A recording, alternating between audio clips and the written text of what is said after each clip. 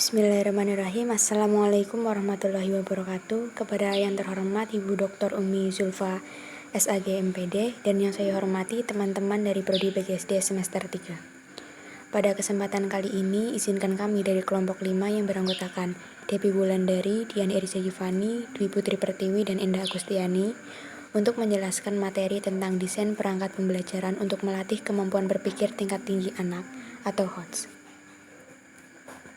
Pengertian perangkat pembelajaran. Perangkat adalah sejumlah bahan, alat, media, petunjuk yang akan digunakan dalam proses pencapaian kegiatan yang diinginkan.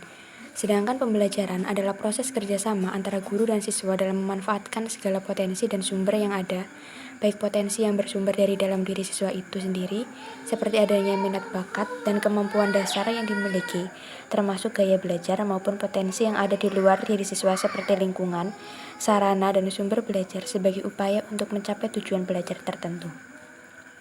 Jadi, perangkat pembelajaran adalah serangkaian media atau sarana yang digunakan dan dipersiapkan oleh guru dan siswa dalam proses pembelajaran di kelas dan serangkaian perangkat pembelajaran yang harus dipersiapkan seorang guru dalam menghadapi pembelajaran di kelas.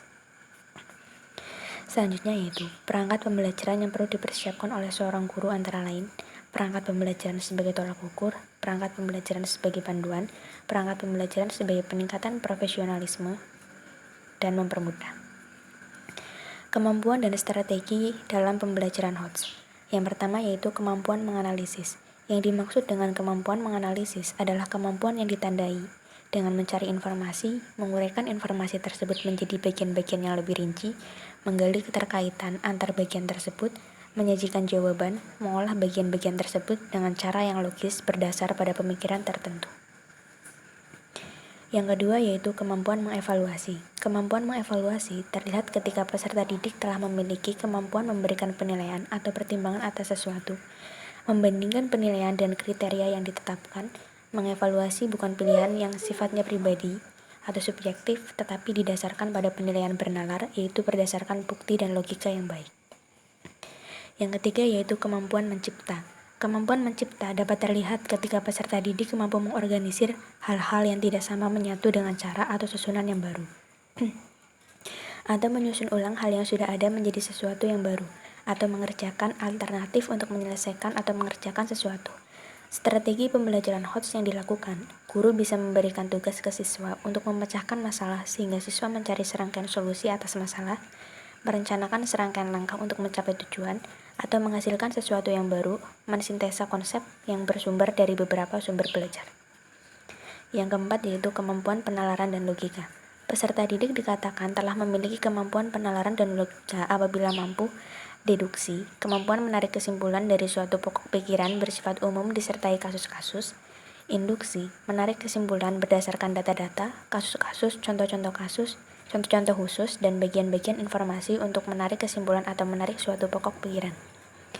Dan yang terakhir analogi, kemampuan membaca pola dalam data atau bukti lain. Yang kelima yaitu kemampuan pemecahan masalah atau problem solving.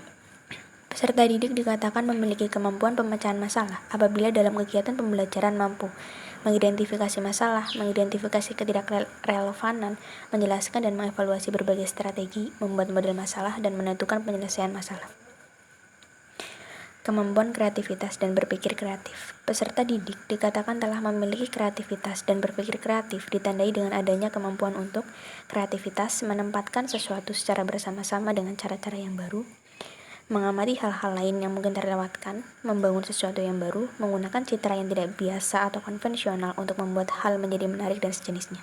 Berpikir kreatif, curah pendapat atau menyusun ide-ide baru dan kemudian berpikir kritis.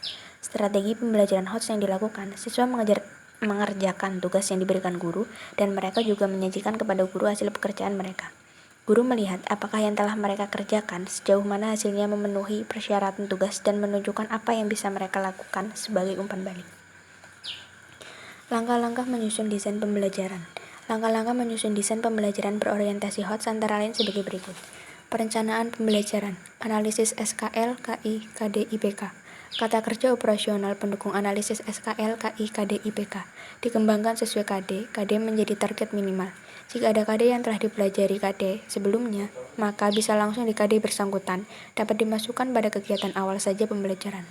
menentukan keterampilan proses kognitif atau berpikir dan dimensi pengetahuan, menentukan tujuan pembelajaran integrasi, penguatan pendidikan karakter dan literasi, penentuan model pembelajaran.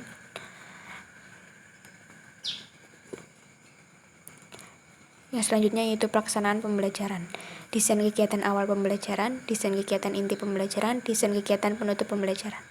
Penilaian dan evaluasi pembelajaran, pengembangan kisi-kisi penilaian, menuntun guru mengembangkan kisi-kisi, mengembangkan indikator penilaian sesuai SKL, KI, KD, IPK, metrik perkembangan materi dengan model pembelajaran, pengembangan penilaian, evaluasi pembelajaran. Sekian yang dapat kami sampaikan. Wassalamualaikum warahmatullahi wabarakatuh.